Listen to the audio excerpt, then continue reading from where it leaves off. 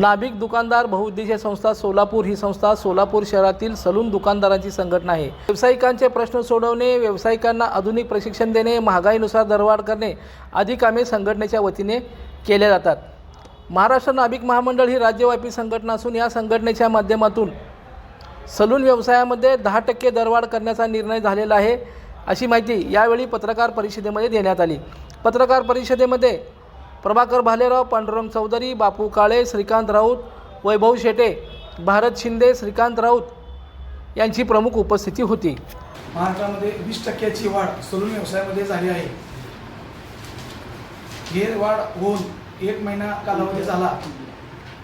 आम्ही सर्व सोलापूर शहरातील नाभिक बांधव, दुकानदार, चालक, मालक ही वाढ झाल्या अनुषंगाने सोलापूर शहरामध्ये 10% वाढ आम्ही केलेली आहे।